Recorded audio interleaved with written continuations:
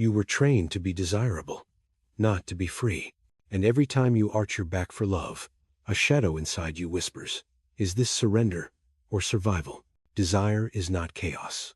It is memory, the body recalling where it once lost control and mistook fear for connection.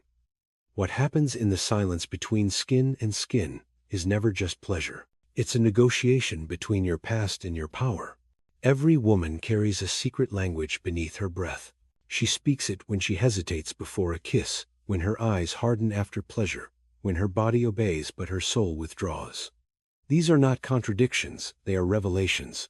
Because what she hides in bed is not lust, but lineage, the unspoken inheritance of 1,000 silenced desires. Carl Jung once said that the unconscious doesn't lie. In her moan, in her stillness, in the way she looks away when you say her name, the unconscious speaks. Not of fantasy, but of fragmentation. The first forbidden secret is that most women do not crave dominance, they crave safety to surrender. Yet, because the world taught them that softness invites danger, they learn to dress their yearning in performance, to appear powerful, even while craving permission to fall apart.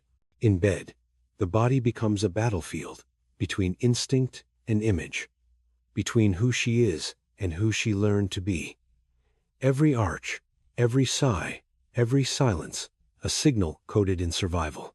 And so, when a man touches her without awareness, she doesn't just feel his skin, she feels his consciousness. The unspoken question, trembling beneath every caress is, can you hold what I hide? Because the truest intimacy is not physical at all. It's psychological nakedness, the moment she realizes she can unfold without being consumed. The second forbidden secret is that arousal and trust are the same river, they just flow in opposite directions. One leads to surrender, the other to shame. Only awareness determines which. The woman who seems most in control often hides the deepest fear of losing it. And the one who seems submissive may secretly hold the power because she understands that giving is the ultimate form of control. These paradoxes are not contradictions, they are archetypes. The lover and the shadow share the same bed.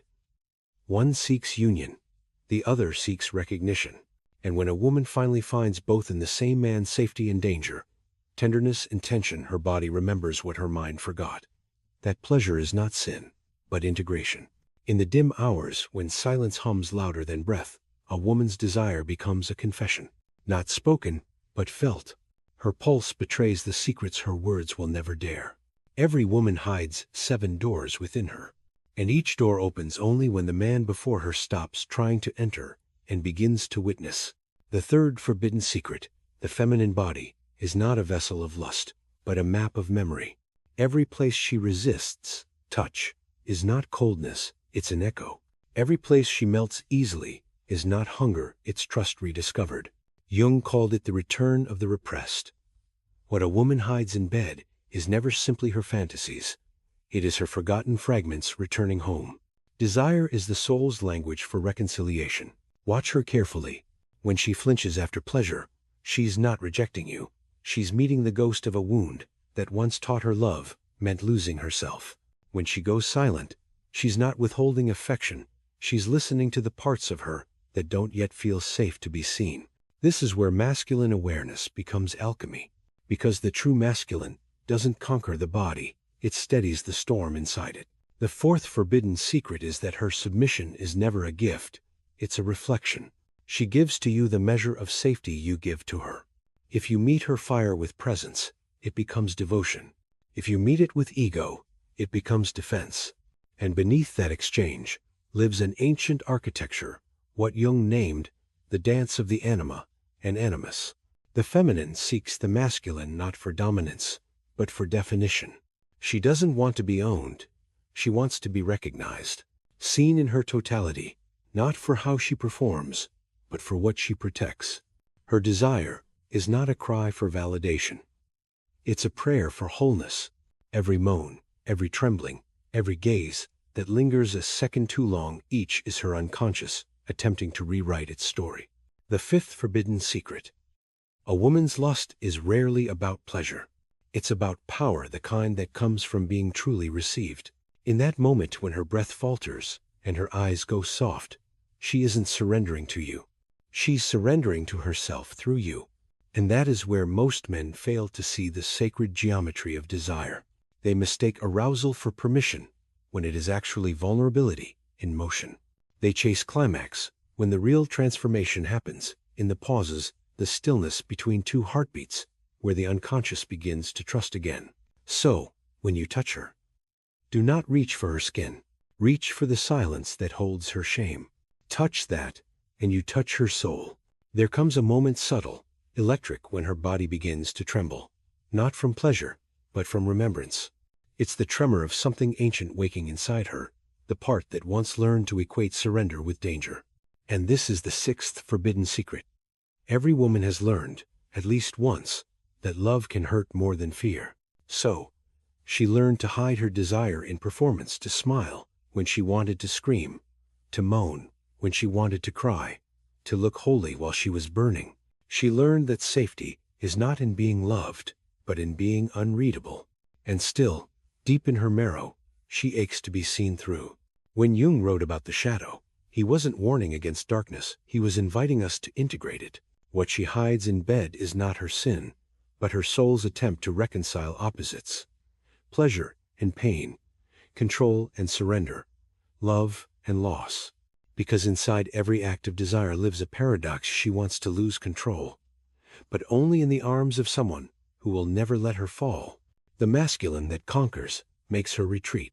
The masculine that witnesses makes her unfold. Her body tests him subtly, instinctively.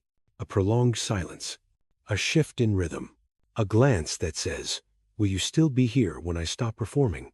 And if he doesn't flinch, if his energy stays rooted, not demanding, not rescuing, something miraculous happens. The theater of desire collapses, and the real begins. Because the seventh forbidden secret is this: the woman who trusts you enough to let her shadow surface is giving you access to her rebirth. She is not merely undressing for pleasure, but shedding centuries of conditioning. Every sigh, every tremor, every tear, a small act of revolution. She is unlearning what patriarchy and trauma taught her, that her body is a stage for approval, that her pleasure is an accessory to a man's ego, that softness means weakness. But in that confrontation, the still, electric moment, where she looks at you as if seeing the first safe man she's ever known, you witness alchemy. Désir becomes dévotion.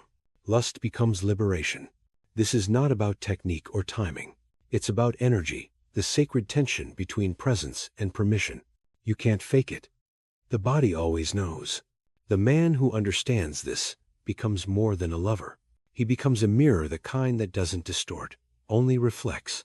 And as she trembles against him, she's not surrendering to his dominance, but to her own awakening, a return to the truth that she was never made to be possessed, only to be met.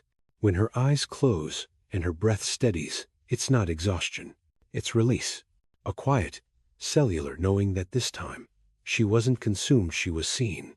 When morning comes, the body lies quiet, but something unseen has changed. Not just the temperature of skin or the rhythm of breath, but the architecture of identity. Because every time a woman is truly met, not as an object of desire, but as a mirror of divinity, a part of her comes back to life. This is the unspoken miracle of intimacy. It doesn't give her pleasure. It gives her permission. Permission to exist without pretending, to breathe without performing, to feel without fear. The eighth secret, the one she no longer needs to hide, is that true desire is not about wanting someone else. It's about remembering the self that once felt unworthy of being wanted. It's about reclaiming the body as a temple, not a transaction. And it's about realizing that surrender was never submission, it was trust in motion. As Jung taught, individuation is not about becoming perfect, it's about becoming whole. When a woman integrates her shadow, the forbidden becomes sacred. Her lust becomes language. Her pleasure becomes prayer. Her body becomes the gospel of self-knowledge. The man who witnesses this doesn't conquer her. He becomes the silence in which she awakens. He learns that dominance is easy, devotion is divine. And in that stillness, both stand naked, not just in body, but in truth. Because the greatest secret of all is that she was never hiding from him. She was hiding from the reflection of her own power, and he was merely the mirror that reminded her it existed. When the shadow meets the light, love is no longer a battlefield. It becomes a doorway one both can walk through, leaving behind the myths of control and the ruins of fear. The woman who understands her desire no longer chases love, she becomes it.